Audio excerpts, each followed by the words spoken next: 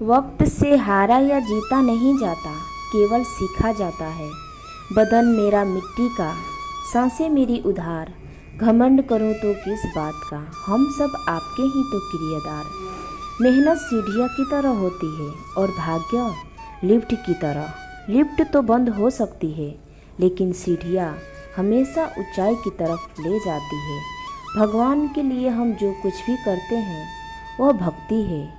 हमें सारी भौतिक इच्छाओं को ख़त्म करना है। हमारी बस एक ही इच्छा होनी चाहिए कि हम भगवान के दास कैसे बने। विचारों को पढ़कर बदलाव नहीं आता, विचारों पर चलकर ही बदलाव आता है। काम तो राम ही आएंगे। दूसरों को दुख देकर, धर्म का उल्लंघन करके और अपना अपमान कराकर पाया हुआ धन व्यक्ति को सुखी नहीं कर सकता। अपने मन को इस तरह से प्रशिक्षण दे कि वो भौतिक दुखों को खुद को मुक्त कर सके, जो कि सांसारिक आकर्षण से उत्पन्न होता है। कुछ पा लेना जीत नहीं और कुछ खो देना हार नहीं, केवल समय का प्रभाव है और परिवर्तन तो संसार का नियम है। शंका का कोई इलाज नहीं, चरित्र का कोई प्रमाण नहीं, मौन से अच्छा कोई साधन नहीं और शब्द से तीखा कोई वाण नहीं। यदि तुम्हारे अंदर खुद को बदलने की ताकत नहीं है तो तुम्हारा कोई अधिकार नहीं है कि तुम भगवान या भाग्य को दोष दो। मन को इतना मजबूत बनाओ कि किसी के भी किसी भी व्यवहार से मन की शांति भंग न होना पाए। वक्त हमेशा किसी एक का ही नहीं रहता। यदि आज तुम किसी को रुलाओगे, यकीनन वक्त एक दिन आपको रुलाएगा। परिवर्तन संसार का नियम है, इसीलिए जो पीछे छूट गया उसका शोक मनाने की जगह जो आपके पास है उसका आनंद उठाना सीखिए। अपने पापों के दंड से तो गंगा पुत्र भीष्म नहीं बच पाए थे और मनुष्य सोचता है कि गंगा नहाने से उसके पाप धुल जाएंगे। जो दान कर्तव्य समझकर बिना किसी संकोच के किसी ज़रूरतमंद व्यक्ति को दिया जाए वह सात्विक माना जाता है। जो व्यक्ति संकल्प के साथ नियमों का पालन करते हुए अपनी सहायता खुद करते हैं, भगवान भी उनकी सहायता करते हैं। इस संसार में आध्यात्मिक ज्ञान जैसा हृदय और कर्म को पवित्र करने वाला और कुछ भी नहीं है। इसे पाते ही मनुष्य सफलता और आनंद का असली रस ले पाता है। अपने मन को इस तरह से प्रशिक्षण दे कि वो भौतिक दुखों से खुद को मुक्त कर सके, जो कि सांसारिक आकर्षण से उत्पन्न होते हैं। धन्य है मनुष्य जन्म। स्वर्गवासी भी इस जन्म की कामना करते हैं, क्योंकि सच्चा ज्ञान और शुद्ध प्रेम मनुष्य को ही मिल सकता है। जो कोई भी आध्यात्मिक प्राप्ति के उन्नत चरण के लिए अपने दृढ़ संकल्प में स्थिर है और दुख और सुख के हमलों को समान रूप से सहन कर सकता है, वह निश्चित रूप से मुक्ति के योग्य व्यक्ति है। भगवत गीता में हमें चेतावनी देती है कि इच्छा आग की लपटों की तरह है, जिन्हें कभी भी शांत नहीं किया जा सकता। इसके बजाय जितना अधिक आप उन्हें प्रशंसा करते हैं उतना ही वे बढ़ती है। इसीलिए अत्यधिक इच्छा का त्याग करें। प्रेम सिर्फ शारीरिक नहीं होता, प्रेम किसी व्यक्ति से नहीं होता, बल्कि प्रेम व्यक्तित्व से होता है। उस व्यक्ति की अच्छाई से होता है, उसकी बातों से जिससे मन प्रसन्न होता है और उसकी परवाह जो आपको खुशी देती है। असल प्रेम वही है। शरीर में कोई सुंदरता नहीं होती, अच्छे कर्म, विचार, वाणी, व्यवहार, चरित्र और कर्म जिसके जीवन में यह सब है, वही सबसे सुंदर इंसान है। जीवन में कुछ भी हमेशा के लिए नहीं होता, इसीलिए अधिक समय तक चिंतित न रहे, क्योंकि हालात चाहे जो भी हो एक दिन बदलेंगे जरूर। परिवर्तन ही संसार का नियम है। जिसके साथ सत्य हो उसके साथ धर्म है और जिसके साथ धर्म हो उसके साथ परमेश्वर है, और जिसके साथ स्वयं परमेश्वर हो उसके पास सब कुछ है। किसी भी नेक उद्देश्य की प्राप्ति के लिए निम्नलिखित गुणों का होना आवश्यक है: उदास व दुखी न होना, अपने कर्तव्य पालन की क्षमता अथवा कठिनाइयों का बलपूर्वक सामना करने की क्षमता। श्रेष्ठ पुरुष को सदैव अपने पद और गरिमा के अनुसार कार्य करने चाहिए, क्योंकि श्रेष्ठ पुरुष जैसा व्यवहार करेगा सामान्य पुरुष भी वैसा ही व्यवहार करेगा। जो व्यक्ति क्रोध में है वह इसमें अंतर नहीं कर सकता कि क्या बोल जा सकता है और क्या बोलने के योग्य नहीं है। ऐसा कोई अपराध नहीं है जो क्रोध व्यक्ति नहीं कर सकता। ऐसा कुछ भी नहीं है जो वो नहीं बोल सकता, यानी क्रोध में व्यक्ति हर सीमा को लांघ सकता है। किसी भी नेक उद्देश्य की प्राप्ति के लिए निम्नलिखित गुणों का होना अवश्य है: उदास व दुखी न होना, अपने कर्तव्य पालन की क्षमता अथवा कठिनाइयों को पालन पूर्वक सामना करने की क्षमता। जो व्यक्ति हमेशा अच्छा मीठा बोलता हो, हर समय अपनी भाषा का ध्यान रखता हो और किसी भी परिस्थितियों में बुरे शब्दों का प्रयोग नहीं करता, वह व्यक्ति जीवन में हमेशा प्रगति करता है। अगर किसी व्यक्ति से भूतकाल में कोई भूल हो तो उसे अपने वर्तमान का सुधार करके अपने भविष्य का अच्छा बनाना चाहिए। मन खराब हो तो खराब शब्द ना बोले। बाद में मन सही हो सकता है, परंतु बोले गए शब्द नहीं। केवल डरपोक और कमज़ोर व्यक्ति ही चीज़ों को भाग्य पर छोड़ते हैं, लेकिन जो व्यक्ति मजबूत और खुद पर भरोसा करने वाले होते हैं वे कभी भी नियति का भाग्य पर निर्भर नहीं रहते। बिना पछतावे ये अपना अतीत स्वीकार करें, आत्मविश्वास के साथ अपना वर्तमान संवारें और बिना कोई डर अपने भविष्य का सामना करे। मनुष्य अपने हृदय से जो दान कर सकता है वो अपने हाथों से नहीं कर सकता, और मौन रहकर जो कुछ वो कह सकता है वो शब्दों से नहीं कह सकता। मनुष्य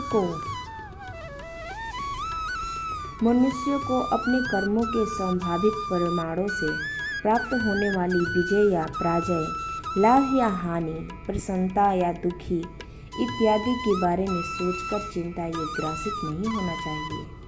अगर किसी व्यक्ति से भूतकाल में कोई भूल हो तो उसे अपने वर्तमान को सुधार कर अपने भविष्य को अच्छा बनाना चाहिए। दूसरों की निंदा करने वालों से दूरी बनाए रखना बुद्धिमानी है।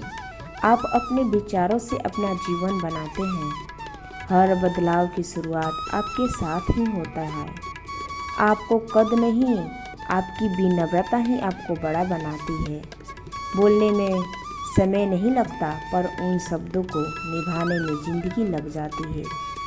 खुद से खुश रहना सीखो। दुखी करने को तो दुनिया ही काफ़ी है।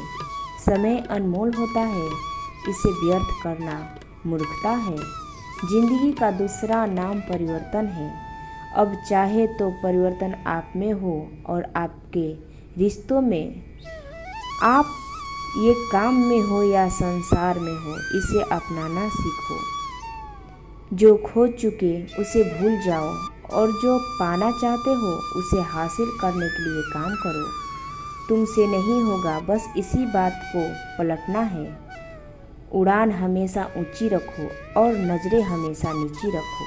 हर फैसला अगर हम ही कर लेंगे तो फिर वक्त क्या करेगा।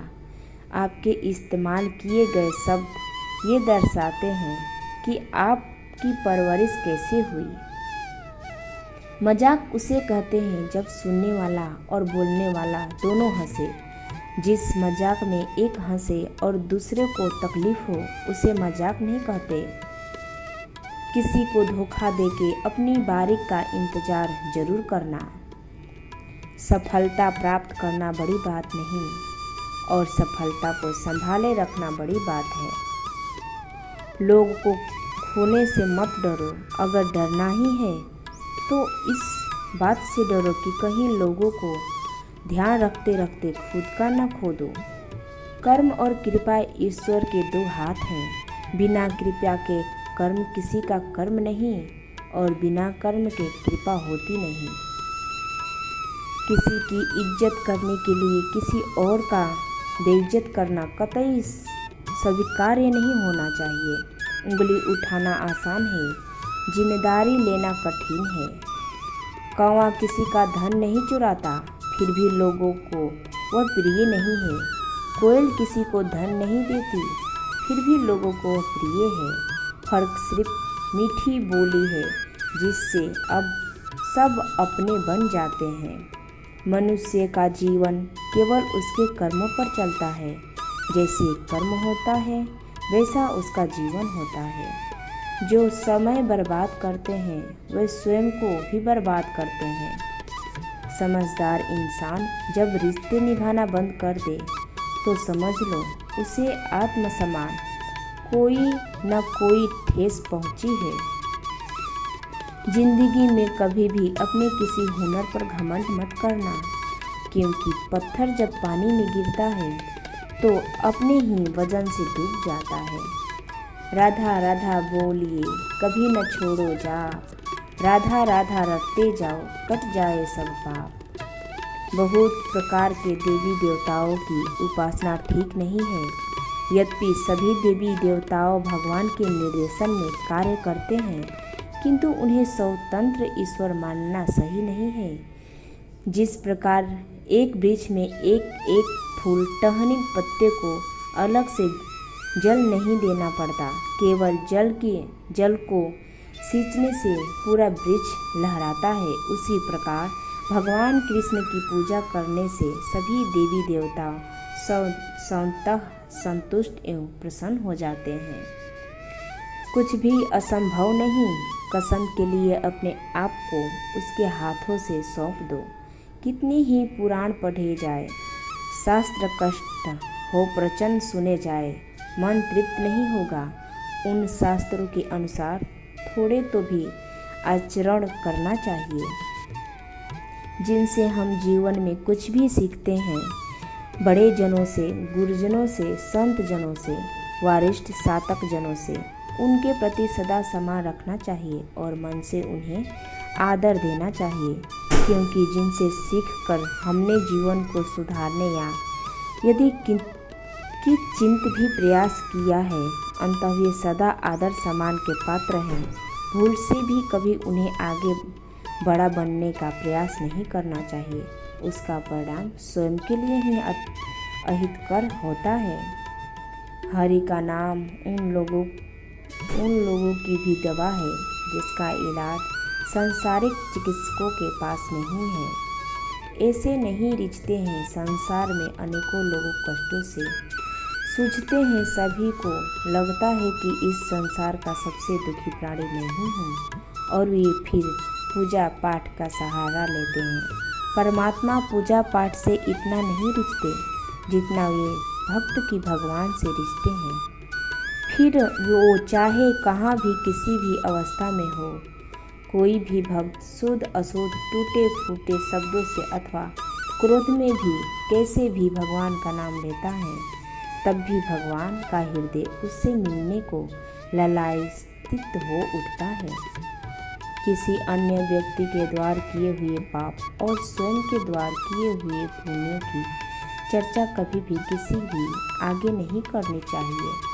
जब भी कोई भक्त भगवान के नाम को गाता है या याद करता है, तो उसी क्षण भगवान उस भक्त के ऋणी हो जाते हैं। भगवान को आँख से नहीं देखा जा सकता, वरन भगवान को कान से देखा जाता है। कान से तो सुनते हैं, तो फिर देखेंगे कैसे? जब हम भगवान के बारे में सुनेंगे तभी हमारी आँखें खुलेगी। दुनिया की विधा के लिए भी बच्चा जब पाठशाला में जाता है तो पहले सुनता है, फिर समझता है, फिर बोर्ड पर मास्टर जी ने क्या लिखा है। बिना श्रवण किए मात्र देखने से हम किसी भी वस्तु के बारे में ज्ञान प्राप्त नहीं कर सकते। इसी प्रकार भगवान को समझने के लिए भी हमें पहले श्रवण करना होगा, इसीलिए श्रवण पर विशेष बल देना चाहिए। हमें सब इंद्रियों को भगवान की सेवा में लगाना चाहिए। आँख से भगवान के दर्शन करना, कान से भगवान की कथा श्रवण करना, हाथ से भगवान की सेवा करना, जिह्वा से ठाकुर जी की कथा कीर्तन करना एवं प्रसाद पाना, पैरों से मंदिर आदि धाम में जाना। अगर हमारी इंद्रियां भगवान की सेवा में नहीं लगेगी तो संसार में लगेगी और हमें पतन का कारण बनना होगा। यह संसार प्रभु श्री कृष्ण का है। यह कि प्रत्येक वस्तु के स्वामी व भोक्ता श्री कृष्ण भी हैं। जीव स्वयं को हर वस्तु का स्वामी व भोक्ता मान बैठा है, इसीलिए दुखी है। श्री कृष्ण भी मुक्ता की दुखों का मूल कारण है। जब तक श्री कृष्ण उन्मुख नहीं होगा तब तक उसे दुख ही प्राप्त होगा और सुखानुमुति होना असंभव है। माया इतनी बलवती है कि यदि कोई उससे प्रभावित न होने की प्रति दृढ़ प्रतिज्ञ नहीं है तो परम पुरुषोत्तम भगवान भी उसे शरण नहीं दे पाएंगे। भोग की चाह रखने वाला सदा किसी न किसी ऋण से घिरा रहता है। साधन या चाह रखने वाला हर ऋण से ऋण रहता है। श्री कृष्ण की मुख्यतः जड़ एवं चेतन प्रकृति के संयोग से यह संसार गतिशील है। पृथ्वी, जल, अग्नि, वायु, आकाश, मन, बुद्धि और अहंकार जड़ तथा अनंत जीव समूह चेतन प्रकृति है। जड़ प्रकृति के संयोग से चेतन का जन्म, स्थिति, बुद्धि, परिणाम एवं विनाश होना ही संसार का स्वरूप है। इसीलिए संसार को दुखालय कहा गया है। भगवान के भक्त भोले होते हैं, इसीलिए भगवान स्वयं उनकी रक्षा करते हैं। अगर हम भी भगवान के शरणागत हो गए तो भगवान हमारी रक्षा करेंगे। यदि भगवान को नहीं जाना और बाकी सब भौतिक चीज़ें जान भी ली तो सब बेकार है, और भगवान को जान लिया और बाकी कुछ नहीं भी जाना तो सब ठीक।